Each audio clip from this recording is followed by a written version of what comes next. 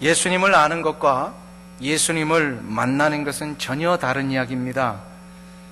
예수님을 지식적으로만 알고 있으며 전혀 예수님을 인격적으로 만나지 못한 사람들을 우리는 주변에서 가끔 볼 수 있습니다. 특별히 이 남미에 가보면 이러한 사람들이 좀 많이 있는 것 같아요. 수년 전에 니카라과의 선교지를 방문한 적이 있었습니다. 그 니카라과는 역사적으로 캐톨릭이 먼저 전파된 곳이었습니다. 여러분들이 아시다시피 스페인이나 이 포르투갈에 의하여서 그 시대에 많은 남미와 중미에 있는 나라들이 식민지화됐고, 식민지된 그 나라는 이제 자신들의 의사와 상관없이 강압적으로 이 캐톨릭을 받아들이게 되었습니다. 그래서인지 저들에게 전도를 하러 나가보면 예수님이 누구이신지 아십니까? 라고 물어볼 때에 다 안다고 그래요. 예수님을 다 안대요. 그래서 다시 한번 물었습니다. 예수님이 당신에게는 어떤 분이십니까? 라고 했을 때에 저들이 뭐라고 대답을 하냐면, 예수님은 좋은 분, 예수님은 나를 지켜주시는 분, 예수님은 내가 어려울 때 도와주시는 분, 이렇게 대답을 합니다. 여러분에게 한번 여쭤봐요. 이 대답이 맞는 대답이에요? 틀리는 대답이에요? 이쪽은 틀리다 그러시고 저쪽은 맞다 그러시고 이 대답이 맞는 걸까요? 틀리는 걸까요? 이 대답 하나를 잘해서 예수님께서 칭찬하신 인물이 하나 있죠. 누구죠? 네, 베드로입니다. 사람들이 나를 누구라 하느냐? 그랬을 때 베드로, 제자들이 예수님을 어떤 사람 선지자라고도 하고 엘리야라고도 하고 그렇습니다 할 때, 그럼 베드로야, 너는 나를 누구라 하느냐? 근데 베드로가 아주 유명한 고백을 하나 하죠. 주는 그리스도시요 살아계신 하나님의 아들이십니다. 이 대답이 얼마나 완전한 대답인지 예수님이 기뻐하셨어요. 칭찬하셨어요.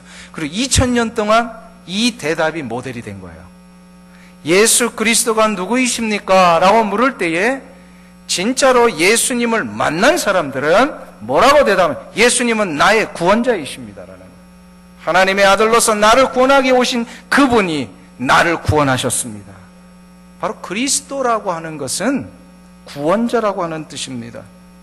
니카라과에 있는 수많은 현지인들 비롯한 그 남미에 있는 많은 사람들, 혹은 우리 주변에서 가끔 볼 수 있는 그런 분들 가운데 예수를 알고 있다고 하지만 정작 그 아는 것은 지식에 불과한 알미예요. 예수를 전혀 인격적으로 만난 적이 없기 때문에 예수 그리스도께서 저들의 삶 가운데 역사하시는 이 놀라운 생명의 능력을 경험해 보지 못합니다. 니카라과에 있는 그 현지인들이 이 생명의 능력을 경험하지 못하니까 어떤 일들이 일어나냐면, 거기가 지금도 공산국가잖아요. 아시다시피 공산주의 혁명에 의해서 나라가 굉장히 어려운 적이 있었습니다. 특별히 게릴라전에 의해서 사람들이 막 학살을 당하고 막 죽임을 당하고 자기 가족들이 붙잡혀가고, 그래서 40 이상 된 이런 성인들을 만나면 어린아이들은 눈이 초롱초롱하고 굉장히 맑은데요, 40 이상 된 성인들은 얼굴에 수심이 있어요. 눈빛을 잘 못 맞춰요, 사람들하고. 그래서 조금 다가가서 대화를 하다 보면은 사람들이요, 가슴에 두려움과 이 상처가 있어요. 그 어린 시절에 가족들이 잡혀가고 갑자기 게릴라들이 닥쳐가지고 막 사람들을 학살하는 이것에 대한 기억이 상처가 되고 트라우마가 돼가지고 이 생활을 하는데 굉장히 어려움이 있더라고요, 이분들이. 왜 그럴까요? 예수를 아는데 왜 그럴까요? 예수님께서 주시는 이 놀라운 생명의 능력을 경험을 못하기 때문입니다. 고린도 후서 3장 17절에 보면 사도 바울이 아주 중요한 말씀을 하나 하셨어요. 주는 영이시니 주의 영이 계신 곳에 뭐가 있다고요? 자유함이 있느니라. 여기서 자유함이라고 하는 것은 무슨 뜻이냐면, 그냥 아무렇게나 내가 하고 싶은 대로 할 수 있다, 그 뜻이 아니에요. 자유함이라고 하는 것은 사단 마귀로부터 매여 있고 죄로부터 억눌려 있기 때문에 그 결과로 나타나는 두려움, 절망, 아픔들, 나도 모르게 자꾸 움츠러드는 것, 인생에 대하여 소망도 없고 그냥 자꾸 낙심만 되고 뒤처지는 이 모든 갇혀있는 상태에서 이제는 해방이 된다는 거예요. 아멘? 예수 그리스도는 영이시니까 주의 영이 임재하는 모든 곳에 이 자유함이 있다는 거예요. 그러니까 예수 그리스도를 만난 자들은 어떻게 됩니까? 주님의 영이 임하시잖아요. 예수 그리스도를 인격적으로 고백하고 나의 구원자이심을 고백한 자들에게 주의 영이 임하시니까 그의 영혼이 자유함을 얻어요. 믿습니까? 예수님께서 이것을 가르쳐 주시기 위하여서 공생의 3년 전체를 다 할애하신 거예요. 기적을 베푸시고 사람을 고치시고 또 만나고 기도하시고 했던 그 모든 사역이 오직 이거 한 가지 가르쳐 주시기 위함이었어요. 예수 그리스도를 만나는 자는 생명의 역사가 있다. 자유함이 있다는 거예요. 이거 가르쳐 주시기 위해서요. 예수님은 이 공생의 3년을 시작하시는 이 초기부터 이걸 자꾸 예고를 하셨어요. 가르쳐 주셨어요. 예수님께서 이것을 주시기 위하여 우리 가운데 오시고 십자가에 달려 돌아가시겠다라는 이 놀라운 십자가의 예고를 공생의 처음부터 하셨어요. 그 처음 내용이 어디에 나오냐면요. 요한복음 3장에 나와요. 예수님의 공생애를 처음 시작하셨을 때에 니고데모라고 하는 유대인의 한 관원을 만나서 이 거듭남에 대한 이야기를 하십니다. 진실로 진실로 내게 이르노니 사람이 거듭나지 아니하면 하나님의 나라를 볼 수 없느니라. 무슨 뜻이에요? 거듭나야만 하나님 나라 들어갈 수 있고 영원한 하나님의 백성이 될 수 있다라는 거예요. 거듭남이에요. born again, 다시 태어나는 거예요. 그러니까 니고데모가 이해가 안 됐어요. 율법에는 정통한 사람이었는지 모르지만 이런 새로운 영적인 이야기를 하니까 이해가 안 되는 거예요. 그래서 다시 묻습니다. 예수님, 아니 어떻게 사람이 자기 어머니 뱃속에 다시 들어갔다 다시 나올 수 있습니까? 다시 태어난다고 하니까. 거듭남이라는 게 다시 태어나는 거잖아요. 어린 시절에 우리는 어머니의 뱃속에서 태어났지만 어떻게 이렇게 성인이 된데 다시 태어날 수 있습니까? 이때 예수님이요, 이 거듭남의 의미가 무엇인지를 가르쳐 주시죠. 사람이 물과 성으로 나지 아니하면 하나님의 나라에 들어갈 수 없느니라. 물과 성령으로 거듭나지 아니하면 이건 바로 영적인 과정이라는 거예요. 거듭남이라고 하는 것은. 그러면 역사는 이 말씀을 하고 계시는 예수님 당신을 믿지 아니하면 결코 이루어질 수 없다는 거예요. 예수 그리스도를 믿지 아니하면 이 거듭남이 이루어지지 못한다라고 하는 것을 가르쳐 주신 거예요.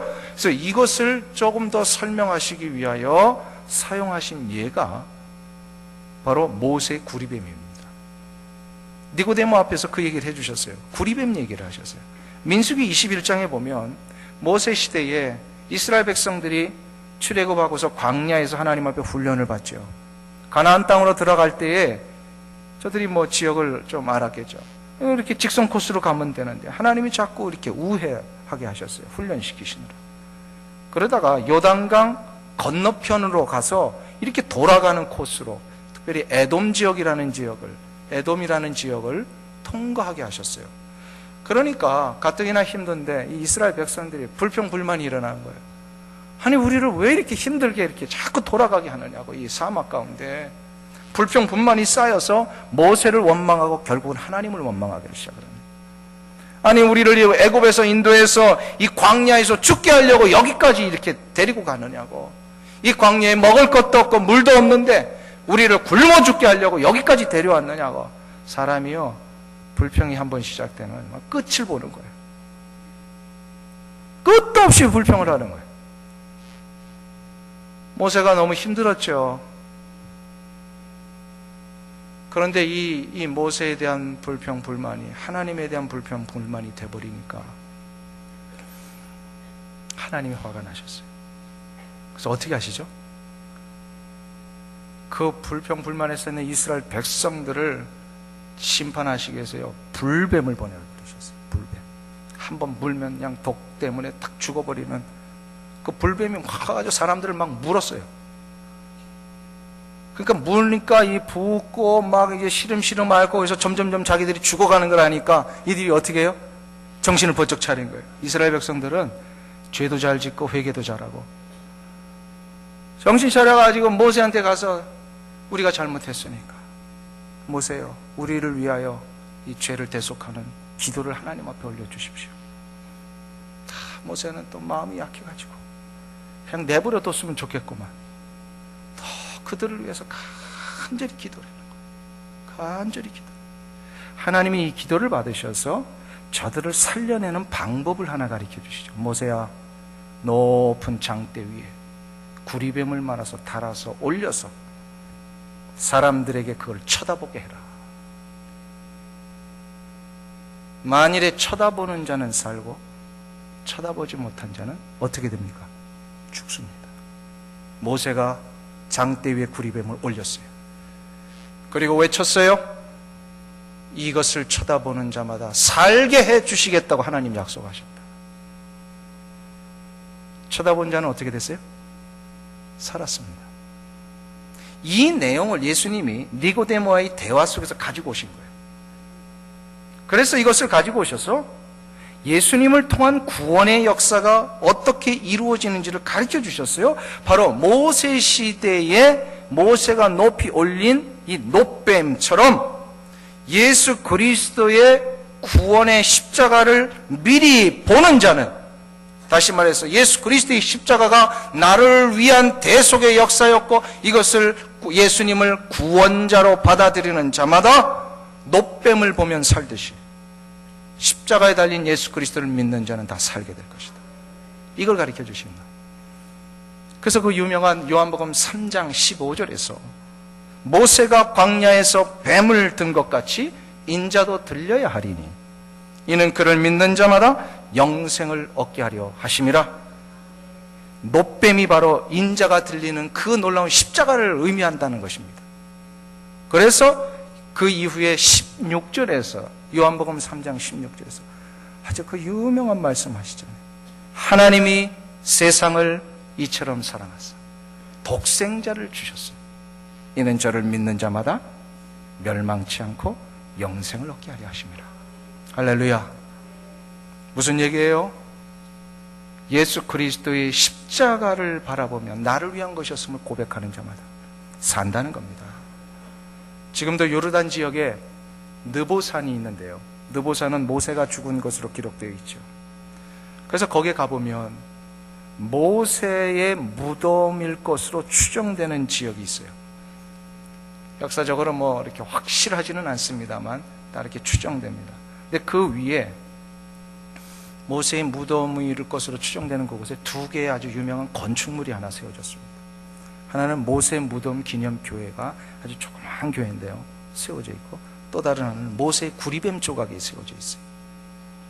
모세 시대에 있었던 이 구리뱀의 기적을 통해서 이스라엘 백성들이 살게 된 것을 기념하기 위해서 이탈리아의 유명한 조각가인 지오바니 판톤이라고 하는 이 조각가가 그 지역에 모세 기념교회 바로 옆에다가 조각상을 하나 세웠는데 뭐냐면 그 모세의 구리뱀을 세운 거예요.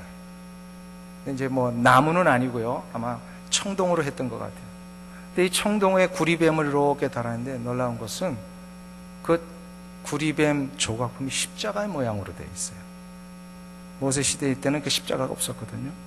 근데 이 판톤이라고 하는 이탈리아 조각가가 그거를 십자가로 만들어서 거기에 아주 멋진 굉장히 유명한 작품입니다. 그래서 한번 우리 잠깐 사진을 좀 보세요. 딱 보면 뭐예요? 십자가죠. 그게 지금 모세 기념교회 바로 옆에 있는 저 조각품이에요.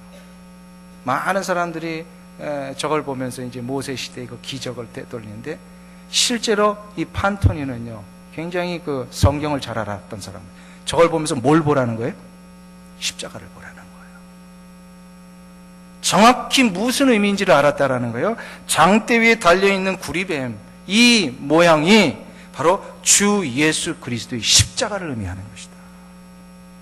예수님께서 이거를 가르쳐 주시기 위해서 그 사역 초기부터 계속해서 인간의 대속을 위하여 예수님 당신께서 십자가에 달려 돌아가실 것이다라는 것을 예고를 하신 거예요. 그 첫 번째가 요한복음 3장에 나오는 얘기고, 예수님의 공생의 기간 동안에 계속해서 마태, 마가, 누가, 요한, 사복음서에 보면 이 이야기가 계속해서 반복됩니다. 반복이 되는 거예요. 그리고 이 모든 예수님의 십자가의 예고가 마지막 기록된 것이 오늘 읽은 마가복음 14장입니다. 예수님께서 유월절을 위하여 제자들을 준비하러 두 사람을 보내시죠. 근데 이 똑같은 내용이 마태복음 26장에도 기록되어 있는데 마가복음에 없는 아주 중요한 단어가 마태복음에 기록이 되어 있습니다. 마태복음 26장 18절을 한번 보실까요? 우리 한번 찾아보세요. 마태복음 26장 18절.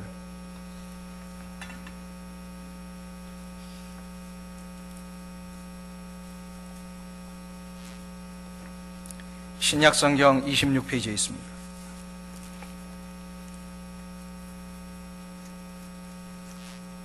마태복음 26장 18절 말씀. 어떤 게 마태복음에만 기록되어 있는 것인지 한번 잘 찾아보시면서 읽으세요. 같이 합독하겠습니다. 가라사대 성한 아무개에게 가서 이르되 선생님 말씀이 내 때가 가까웠으니 내 제자들과 함께 유월절을 내 집에서 지키겠다 하시더라 하라 하신대. 마가복음에는 없는 내용인데 마태복음에만 기록되어 있는 단어가 하나 있어요. 마가복음은 어떻게 기록되는지 다 잊어버리셨죠? 시간을 우리가 생략하기 위해서 제가 말씀드린다면, 혹시 찾으신 분 계세요? 일부 예배는 찾으셨어요. 뭐예요?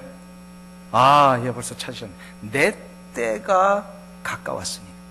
내 때가 가까웠으니. 여기서 내 때라는 것은 뭘까요? 우린 다 알죠? 바로 예수 그리스도께서 십자가를 지시는 때입니다. 이거를 마태는 의도적으로 분명히 얘기를 하셨다라는 거예요.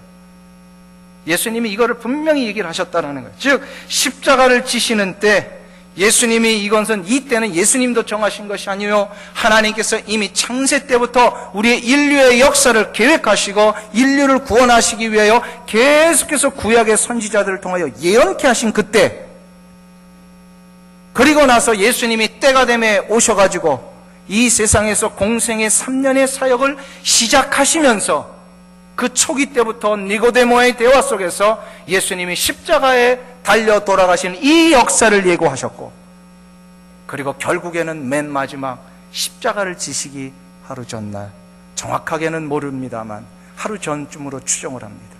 목요일 날 예수님이 이 이야기를 하시고 유월절 만찬을 준비케 하신 거예요. 유월절 만찬을 준비해라. 이제 내가 십자가를 지어야 된다 라고 얘기를 하신 거예요. 이 십자가의 예고를 통하여서 주님은 이것을 듣는 제자들 뿐만 아니라 그 이후에 있을 하나님의 모든 백성들에게 십자가의 놀라운 은총의 세 가지를 예고해 주신 겁니다. 약속을 하신 거예요.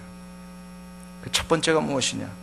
완전한 유월절 의식을 가능케 하셨습니다. 이게 무슨 얘기냐면 더 이상 구약의 유월절 지키지 않게 하셨다는 거예요. 새로운 유월절 의식을 만드셨어요.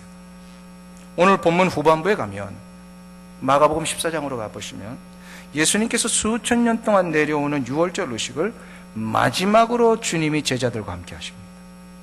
이것을 예수님의 최후의 만찬이라고 그러죠. 최후의 만찬을 하세요. 그 최후의 만찬 속에서 십자가의 의미가 무엇인지를 다시금 가르쳐 주십니다. 오늘 마가복음 14장 22절부터 24절을 한번 보세요.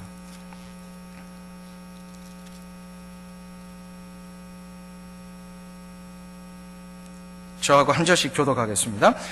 저희가 먹을 때에 예수께서 떡을 가지사 축복하시고 떼어 제자들에게 주시며 가라사대 받으라 이것이 내 몸이니라 하시고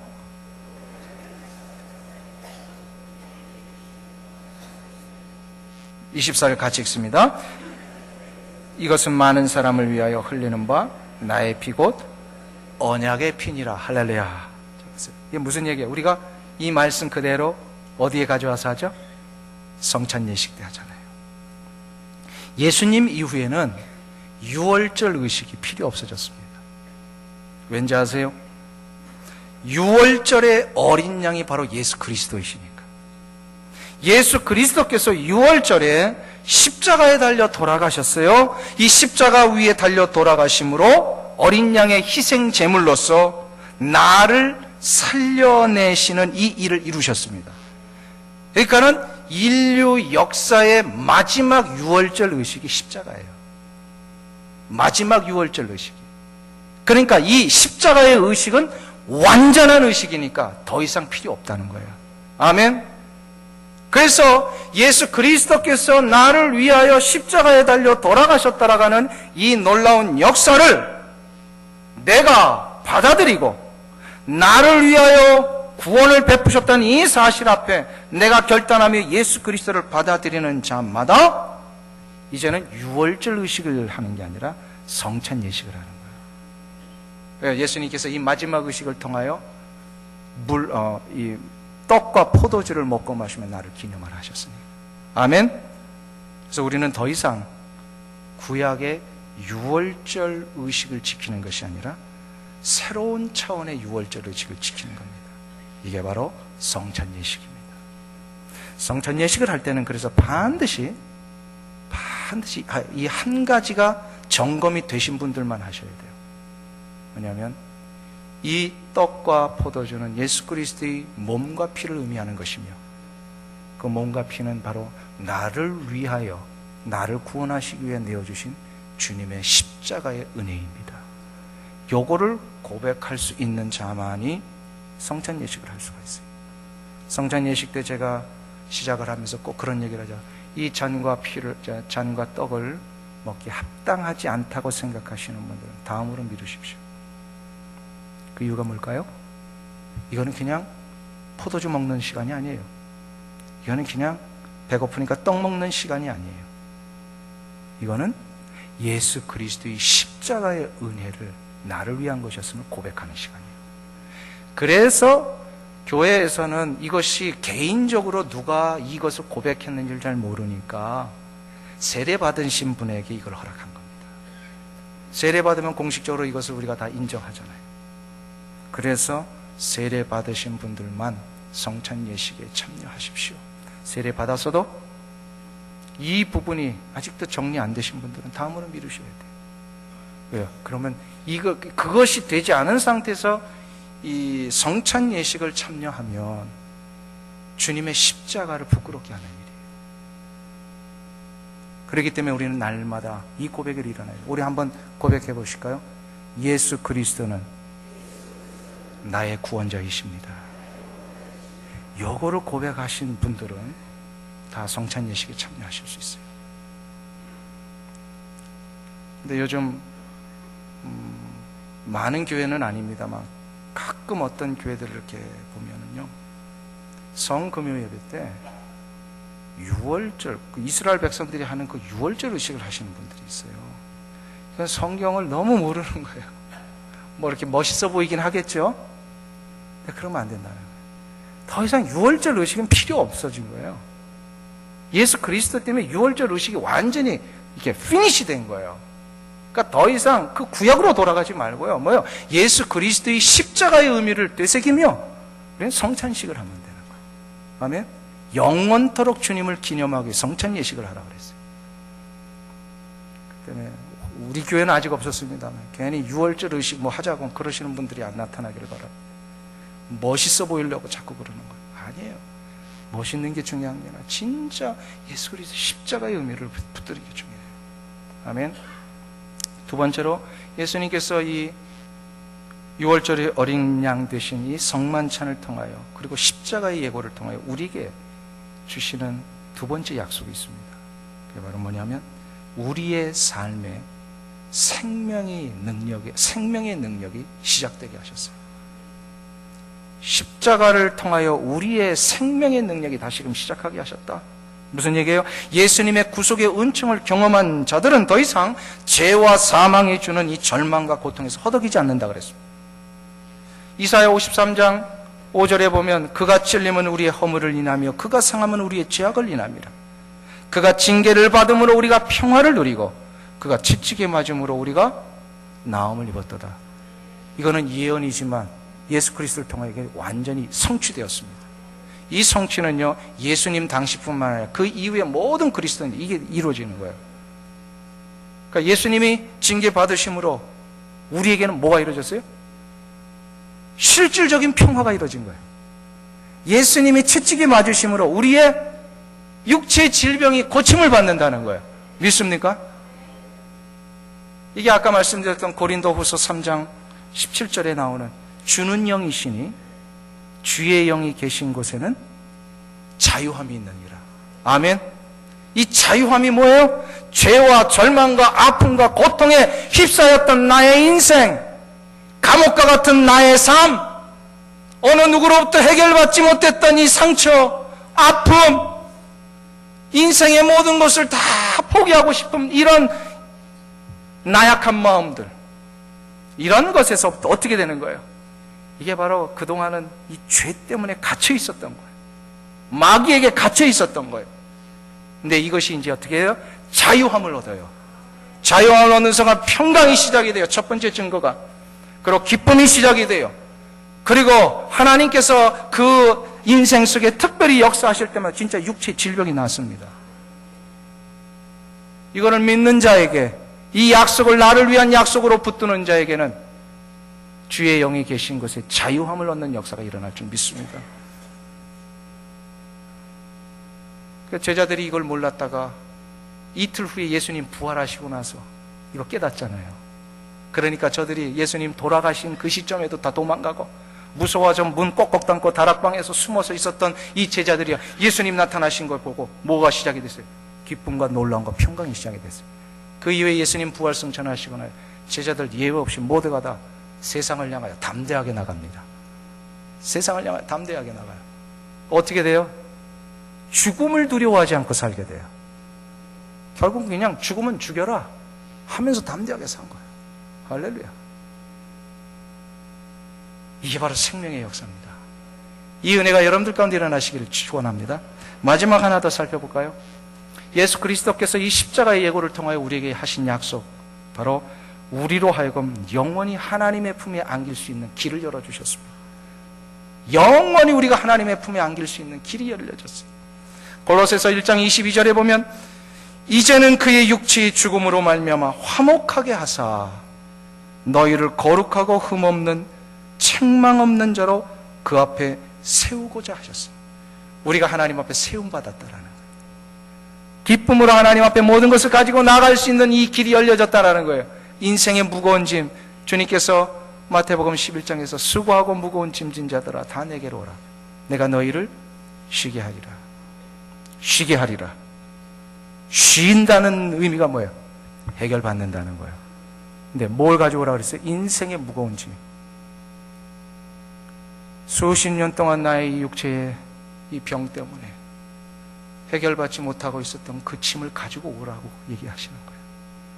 어떤 분에게는 인생의 짐이 해결받지 못한 자신의 개인의 아픔일 수가 있어요. 과거의 상처일 수가 있어요. 어떤 분에게는 이민자로서 살아가는데 한국에서는 안 그랬는데 이곳에 오니까 너무나도 힘이 들고 펼쳐지지 않는 자신의 그 길, 그것일 수 있어요. 이거를 가지고 오라고 하시는 거예요. 가지고 올 때 어떻게 해요? 다 내려놓고 주님의 품에 안길 때 주께서 그 모든 것을 해결하신다는 거예요. 아멘. 2002년 한국에서 그 유명한 월드컵이 있었을 때요, 그때 아마 기억나실 거예요. 저도 미국에서 그냥 성도들하고 같이 모여가지고 그냥 텔레비전 앞에서 그냥 그 뭐죠? 예, 그 하여튼 그런 거 있어요. 막 띠도 두르고 그러면서 박수를 그러겠죠. 이렇게 치는 거 하면서 막 응원하고 그랬는데 이 한국 선수들이 얼마나 이걸 잘하는지 말이에요. 막 골도 넣고 막 그러잖아요.